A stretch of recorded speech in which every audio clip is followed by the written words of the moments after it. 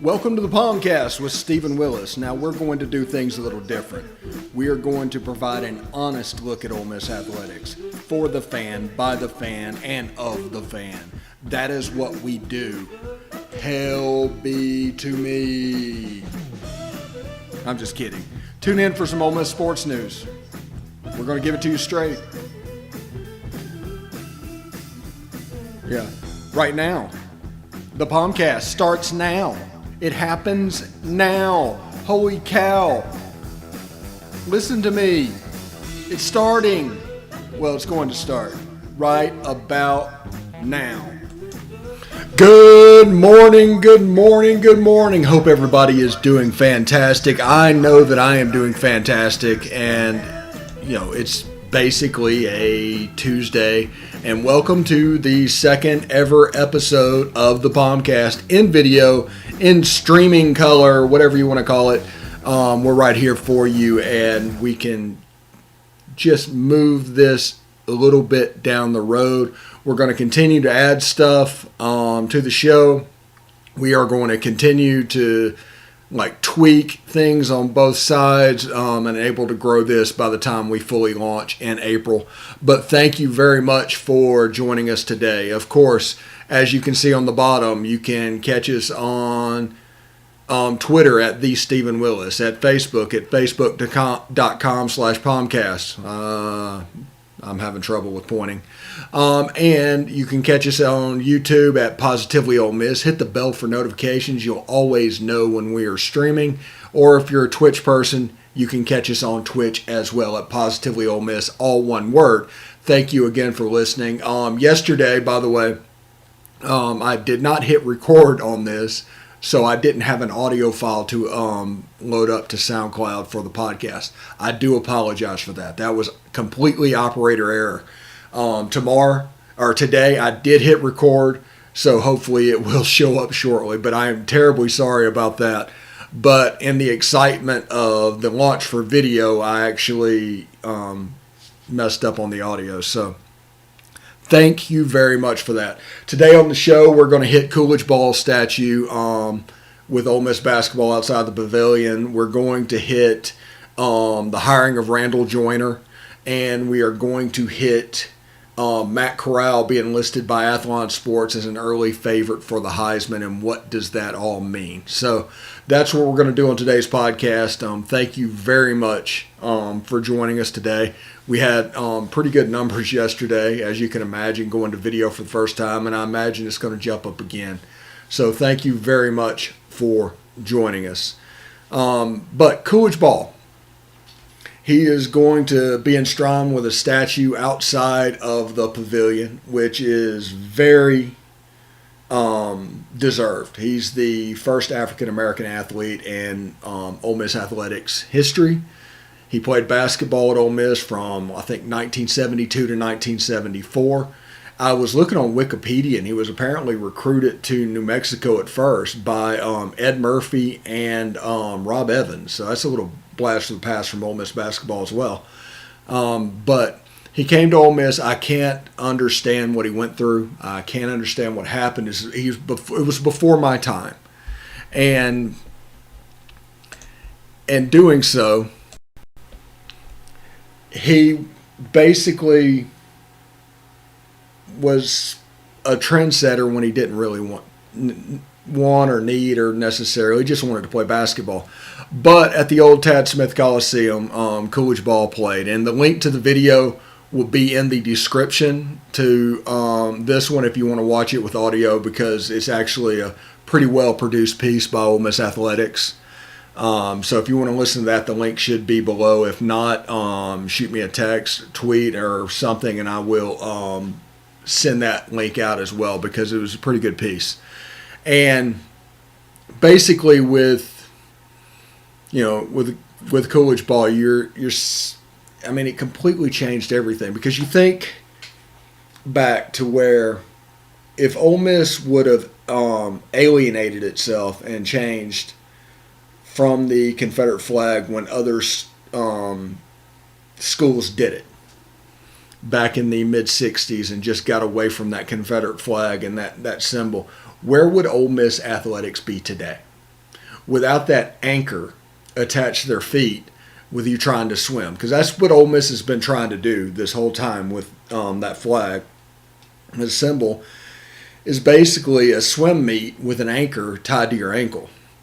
Other players are just going on and doing whatever they can do and, just running off and leaving us. But we're having to fight for every inch and everything because they're using it in recruiting. It's like, well, they're not going to win the swim meet because there's an anchor attached to their ankle.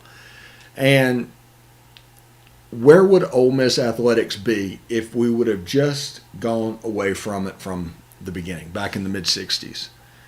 That's something I think about quite a bit. But Coolidge Ball came to Ole Miss in spite of the anchor attached to the feet.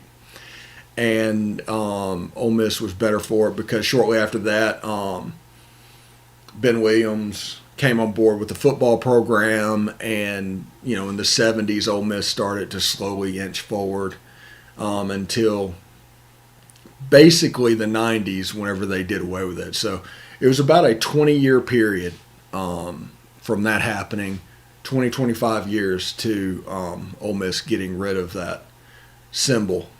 So Coolidge Ball will be enshrined with a statue. It's deserved. It's well deserved. But it's kind of a cool thing. I hate that, he probably had to go through the things that he went through. But at Ole Miss, it's probably going to be set up in a way for beneficial. It'll be good. And if you look at the selfish reasons behind it, it will be excellent for recruiting. And it is another example of Ole Miss turning the corner.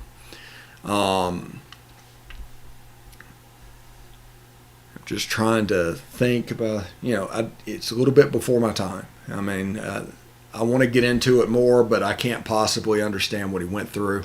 I can't possibly understand what it was like to be a college student in the 70s. I mean, he would be probably 65 years old now. But at least he's spoken with the team. He's a friend of Kermit Davis. At least he will be around to see this happen, because in 1970 or 1972, I can't imagine that he imagined that this day would even come. But Coolidge Ball will be enshrined with, I guess, bronze, and get a statue out in front of the pavilion. Very well deserved. And,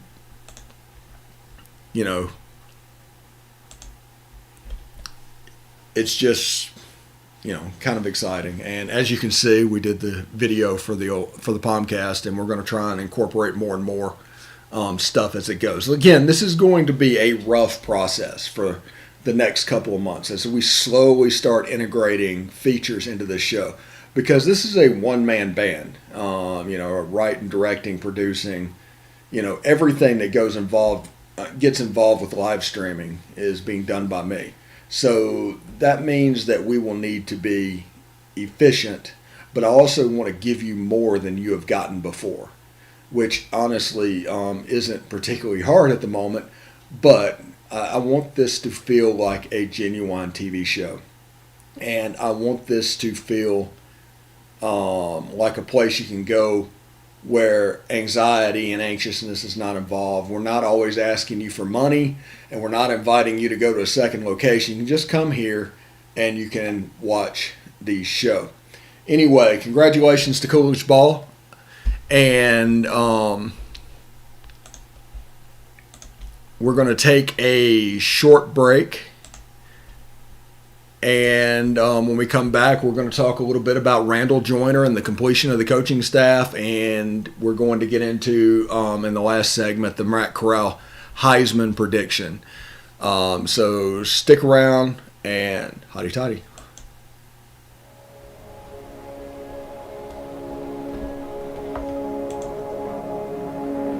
Only 10% of us get enough daily exercise.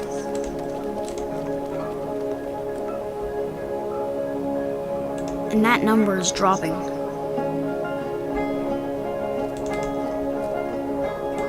Nearly 30% of us are overweight or obese. We spend 6 hours a day in front of a screen.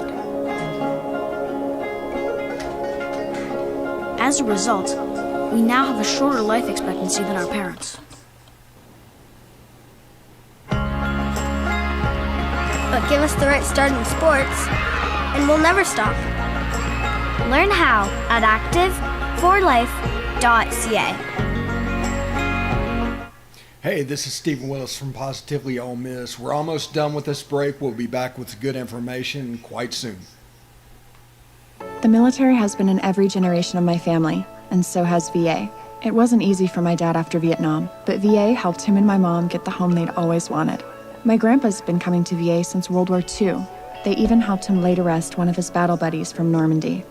And me, I followed in their footsteps and served with pride. And now that I'm out of the military, the GI Bill's helping me with school. Every generation of my family has served, and VA has served us all.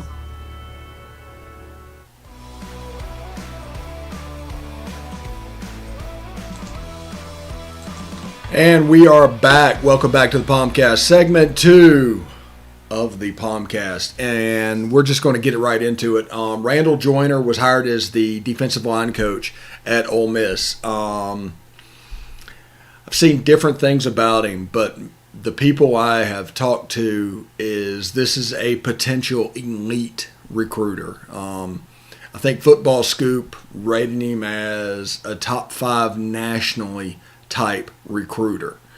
And basically what that means is he upgraded in that position and hired another elite recruiter, because when it comes to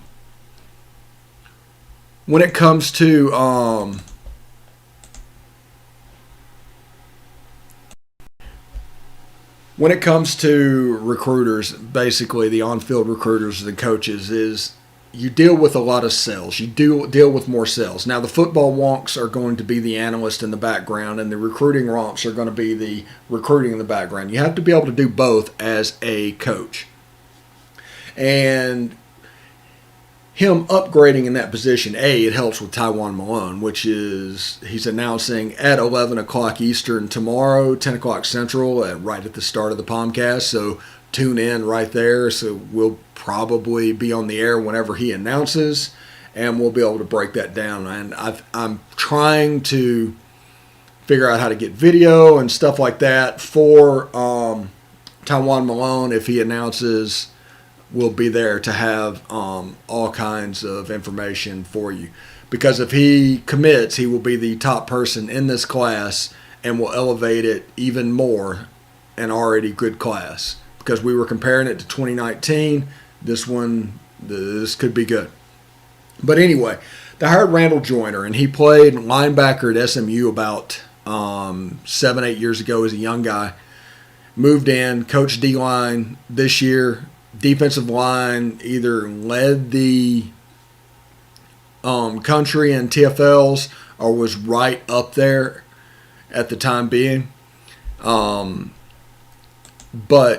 in doing so, I mean, that really opened up the defensive line, and it's another avenue for attack. And we all thought, Jimmy Brumbaugh, who did make a run at the position late, he did do that. But this guy was an elite person. You could not really pass him up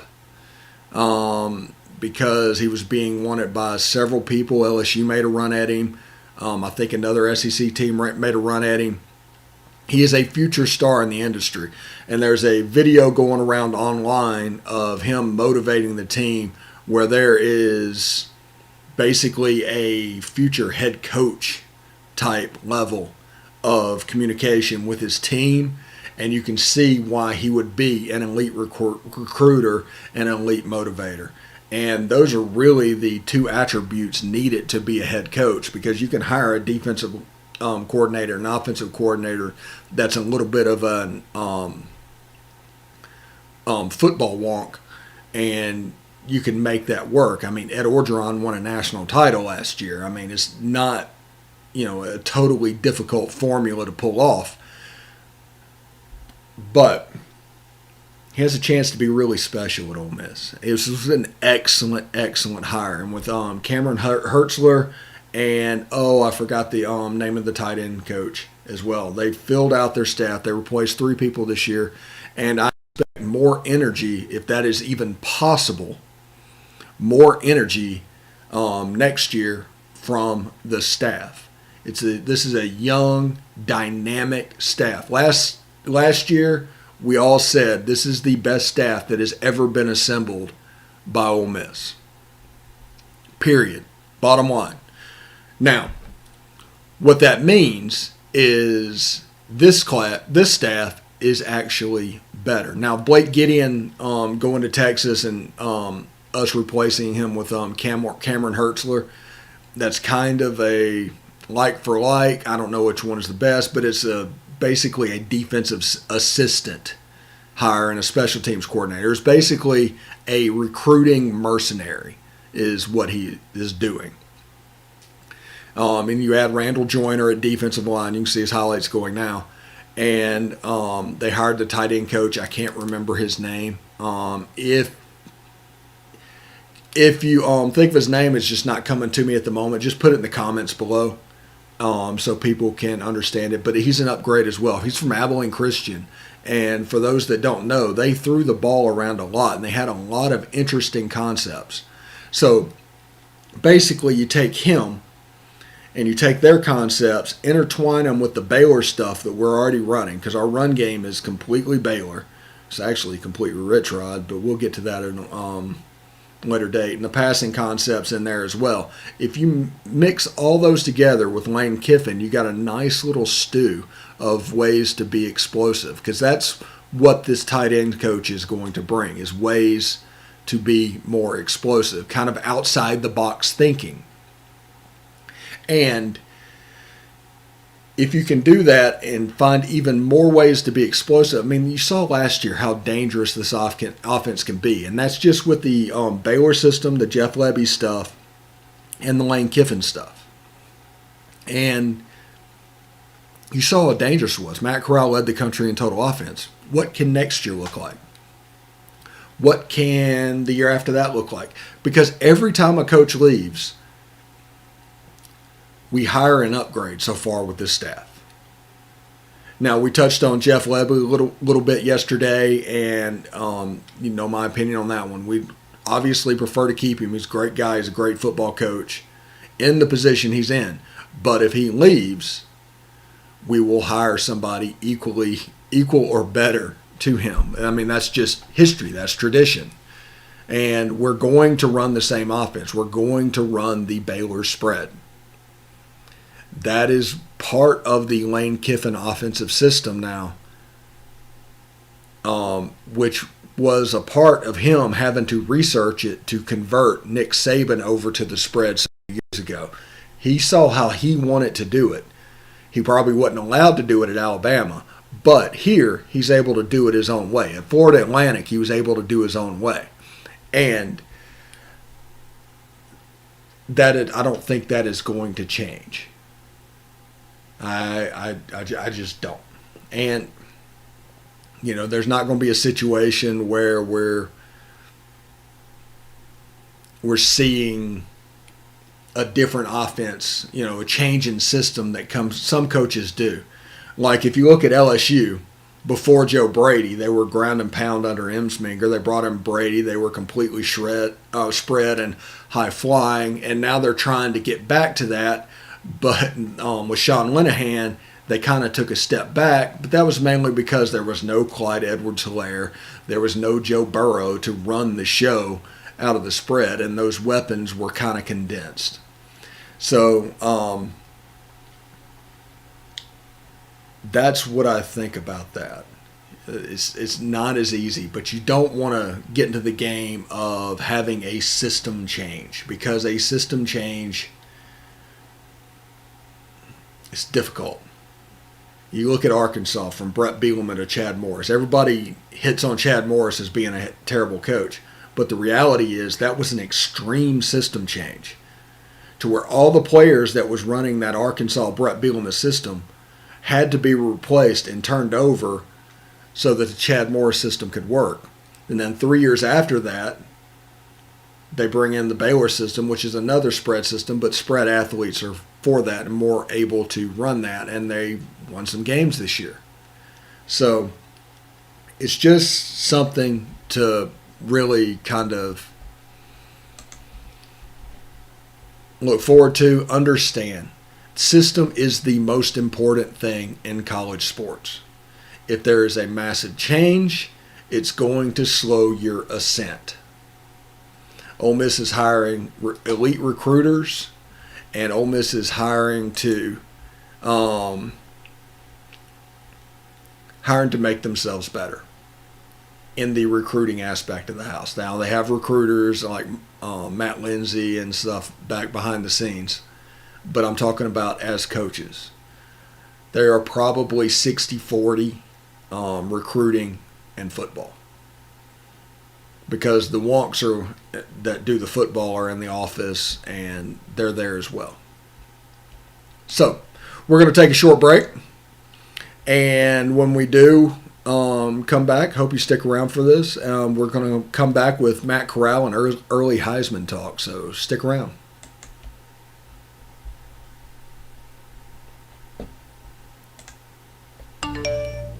You want to answer that, don't you? I bet it's just killing you seeing the soft glow just inches away. Someone wants to tell you something or ask you something. Oh, come on, answer it already! Just so we're clear, that wasn't my fault.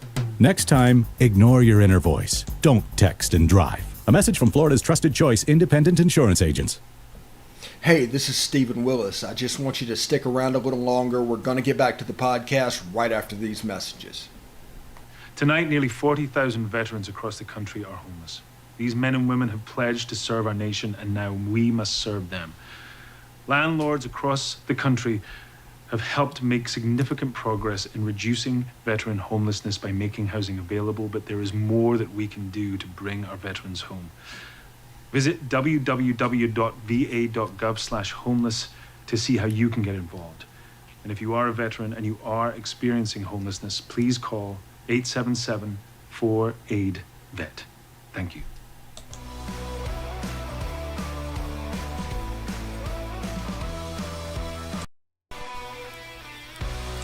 All right.